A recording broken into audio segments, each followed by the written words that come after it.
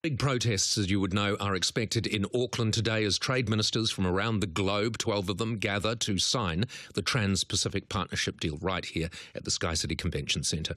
They're attempting to block entrances, the protesters, to the Sky City Convention area where it will be signed from early this morning, while another march will leave from Aotea Square at midday and head down Queen Street to Britomart. Auckland University law professor and vocal TPP opponent Jane Kelsey is part of the action and joins me now. Jane, good morning to you. Good morning, Paul. Busy day for you, Jane?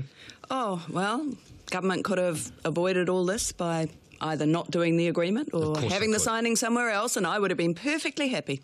Of course they could. Why is the signing here? I think technically the reason is that New Zealand is the depository for the agreement, which is kind of the secretariat. But I think also this is a move by New Zealand to snub its nose at the opponents within the country. I think it's quite calculated. No, you don't seriously think that, Jane. You seriously think that they specifically wanted the signing here in order to snub their nose at people like you? Not just people like me. I mean, the groundswell, the problem government has here is that there is a groundswell of ordinary people throughout the country who've said they don't want this agreement. They have a real problem selling it. And so I think the signing is a part of that process. Now, I'm not saying that's the driver. It's true. I know that there are protests outside the White House in Washington that happened last night. There's been protests in Australia, Canada. A bit in Canada, but Canada is more about politics. It's about whether the new Trudeau government is in fact going to support it or not. Yep.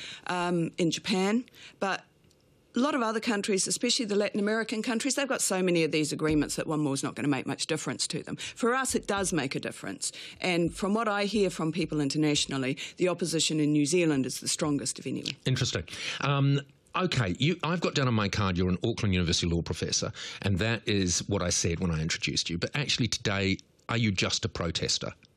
No, Paul, and I think this is a part of the problem of how the discourse around the TPPA is being shifted, especially by the government to use it as a law and order kind of issue.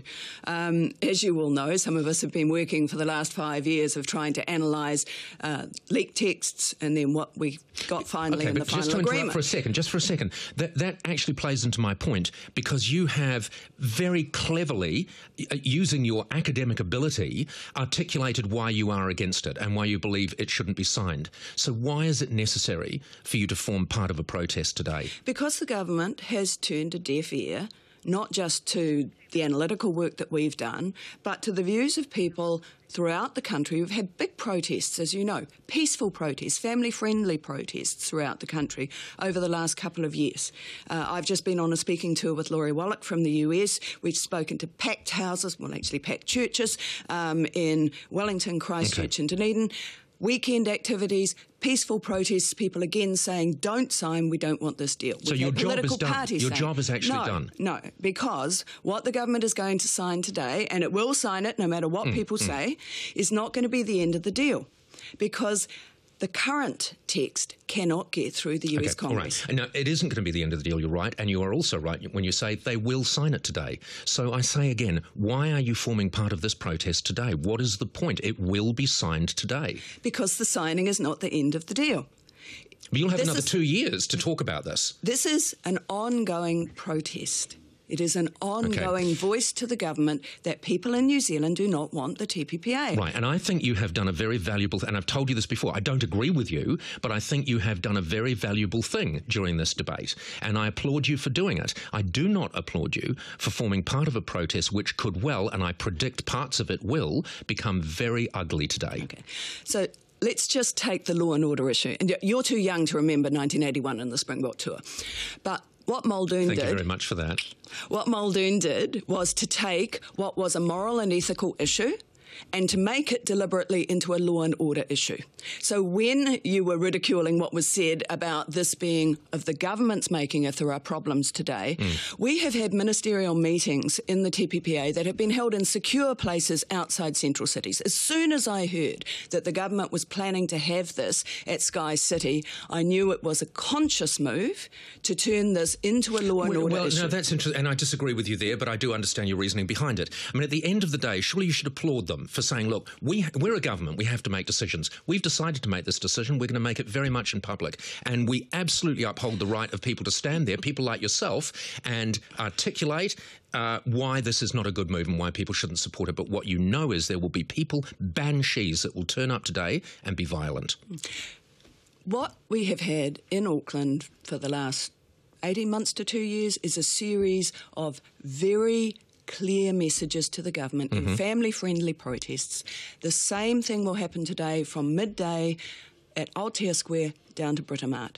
That is the intention, and that we will make sure is what happens with us. What others do, because you agree with me, there will be banshees that will turn up, probably outside Sky City, and they'll be violent. What I understand will happen this morning is that the people who did the non-violent direct action in Wellington around Ministry of Foreign Affairs and Trade of show us your text, they will be having a blockade. There is no intention for that to be violent. I see that you've got the paddy wagons and so on the screen. They're not mine. No, you have it on the screen. And you know, I think that's a real problem because it already starts to set the imagery that there will be issues of violence today. That is not the intention. It's not the intention of the Jane, Hiko can I either. ask you then, what would your message be to protesters that are turning up today with a view to be arrested? That is not the kaupapa for the anti-TPPA activities. And we need to have people on board for the next couple of years. We need people who are prepared to continue voicing their concerns, who feel safe about doing it, and who believe that we're in a democratic place where they have the right to do that and where they're not going to be intimidated by police presence and paddy wagons. Do you agree with me that those people do your cause a great disservice? If there are people who become violent, then they certainly will be doing that. That is not what we're about, and we're hoping that this is not going to deter people from coming and voicing their views at midday outside Aotea Square. Great. Jane, thank you very much for joining us this morning. Have a good day, a safe day.